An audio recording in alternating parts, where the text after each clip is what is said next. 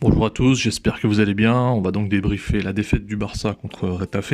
On va commencer avec le 11 aligné par Ronald Koeman. Il y a du bon, il y a du moins bon. Évidemment, je vous avais dit dans l'avant-match qu'il fallait prévoir pas mal de rotation pour ce match. Donc c'est en partie fait, évidemment, Coutinho est mis au repos. Par contre, au niveau du double pivot, pas de rotation de prévu, et ça c'est très étrange. Ça fait 4 matchs qu'il reconduit le même double pivot. Aucun temps de jeu pour les remplaçants. Moi je trouve ça très étrange, sachant que déjà au dernier match contre Séville, on avait senti que les deux étaient carbonisés. Point positif au niveau des ailiers sur la compo, c'est qu'on voit que Dembélé est titulaire. On aurait pu penser avant le match évidemment il allait jouer sur le côté droit et qu'on allait enfin avoir un ailier à droite et peut-être Pedri serait à gauche, mais en fait pas du tout. Dembélé va jouer à gauche et c'est Messi qui va venir se retrouver en ailier droit, et ça c'est vraiment problématique parce que ça fait 4 matchs où le côté droit du Barça est complètement vide, où il n'y a aucune action qui est produite sur ce côté. Donc moi ce que je me dis c'est que Ronald Koeman, il est content de son côté droit en fait. Ça fait 3 matchs qu'on produit aucune action sur ce côté, mais lui ça lui convient, il est content et il continue dans sa connerie. Donc il y a une véritable interrogation pour moi sur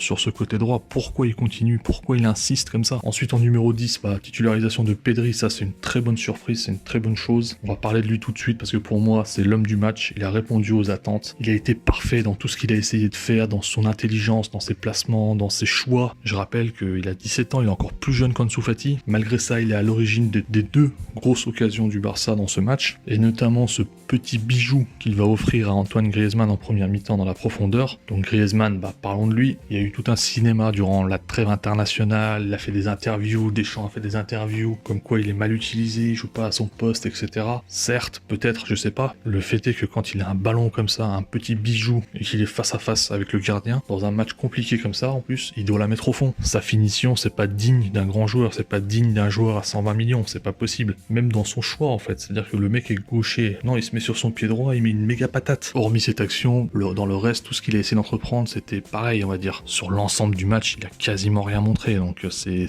très très grave, c'est problématique. Et lui, c'est pareil, c'est que Koeman continue de le titulariser, donc on est en droit de se demander pourquoi il insiste, pourquoi il continue avec lui. Griezmann a très bien le droit d'aller sur le banc comme les autres joueurs. Au-delà de ça, au-delà des 2 occasions que le Barça ne met pas au fond, et ça pour moi c'est problématique parce que dans ce genre de match, les occasions, il faut les transformer. C'est sûr, si tu transformes pas tes occasions, tu te fais punir derrière. Donc au-delà de ça, le Barça a pas été oufissime non plus dans cette première mi-temps. C'est-à-dire que ce soit sur les duels ou sur le pressing, Retafe a été au-dessus. Et ça c'est problématique quand même. Normalement, ne serait-ce qu'au moins sur le pressing, on devrait manger une équipe comme Retafe. Et là c'était pas du tout le cas. Heureusement, donc il y avait Pedri comme je l'ai dit, et il y avait aussi Serginho Dest qui ont sauvé entre guillemets cette première mi-temps parce que les deux ont été incroyables. Pedri, c'était sa première titularisation en première division, il fait un match royal. Serginho Dest, il est arrivé il y a quelques semaines, c'est son premier match lui aussi en tant que titulaire au Barça et il fait un super match. Il fait tout ce qu'on attend d'un latéral, il avance avec le ballon, il propose des solutions haut. On arrive donc sur cette deuxième mi-temps et c'est là que les choses vont se corser. Sur cette deuxième mi-temps, le Barça va se créer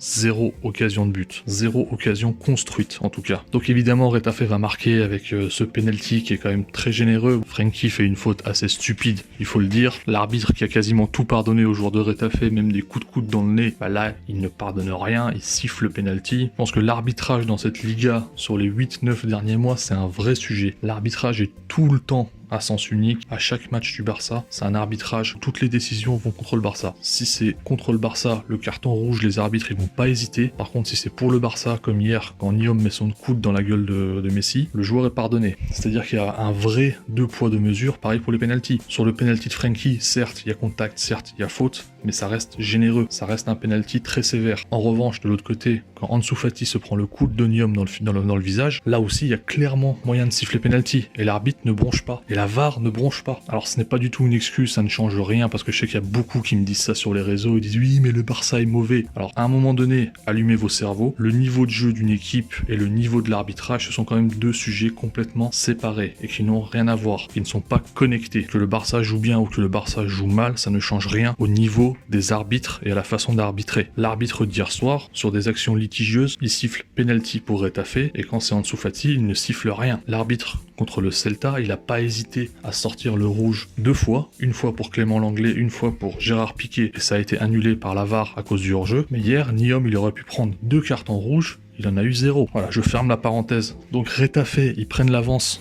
1-0 grâce à ce penalty, à ce moment-là, le Barça doit réagir. Ce qui va se passer est terrible parce que on va voir à ce moment-là que le Barça et Ronald Koeman surtout, ils sont incapables de réagir. Ils ont aucun plan B. Ronald Koeman n'a pas de flèche à son arc. Pour moi, le premier responsable de cette défaite, c'est Koeman.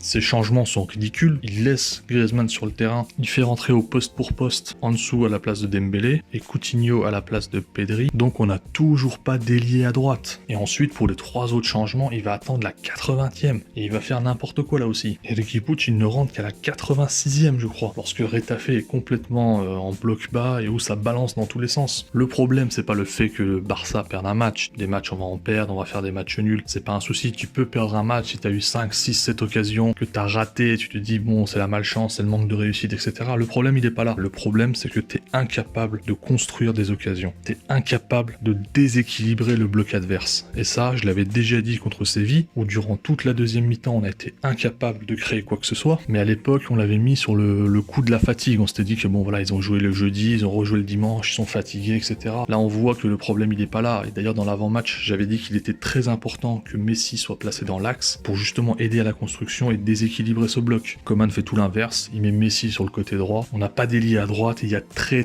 peu de déséquilibre. Et le pire, c'est qu'il ne change même pas en cours de match. Il ne le voit pas. On l'a vu, il y a une image où on le voit sur le côté du terrain discuter avec son adjoint. On voit qu'il n'a pas de solution, il ne sait pas quoi faire. Et en plus de ça, il a eu peur. Il a attendu la 80e pour faire des vrais changements, pour changer son système, c'est-à-dire ne pas seulement changer de joueur, mais changer de système. Ça prouve qu'en plus d'être limité dans ses choix tactiques, il a peur de prendre des risques. Et ça, c'est très problématique pour moi. Maintenant, il faut aussi parler un peu des joueurs. On a parlé de Griezmann, c'est très mauvais ce qu'il a montré, on va pas le redire. Maintenant, il y a aussi Lionel Messi qui était l'ombre de lui-même, il faut le dire, hein, clairement. C'était clairement pas un grand match de la part de Léo. Il y a Ousmane Dembélé, évidemment, enfin, je veux dire, un match comme ça, où t'es titularisé, où tu dois marquer des points, il sort un match où il ne produit quasiment rien, où il perd 3/4 de ses ballons. Je veux dire, c'est sa 4e saison au club maintenant. Quelles sont les excuses pour Ousmane Dembélé aujourd'hui? Le seul truc qui le sauve, c'est que Griezmann sur le terrain était pire que lui. Ensuite, pour terminer, il va quand même falloir se poser la question sur le 4-2-3-1, sur le système utilisé par Koeman. Et on a vu sur ces derniers matchs les limites de ce système si t'as pas d'ailier. Et on a aussi vu que Koeman n'a aucune alternative tactique. Donc il serait bien qu'il commence à travailler sur d'autres tactiques, d'autres options pour pouvoir changer et s'adapter en cours de match aux équipes. J'avais parlé dans l'avant-match de la possibilité de jouer avec une défense à 3. Je pense très sérieusement que Koeman devrait commencer à l'envisager. Enfin bon, de toute façon, le prochain test, il va arriver très rapidement puisqu'on va recevoir Ferencváros dans le cadre de la Ligue des Champions. Ce sera évidemment un match beaucoup plus simple et moins compliqué que Retafe. Cependant, là,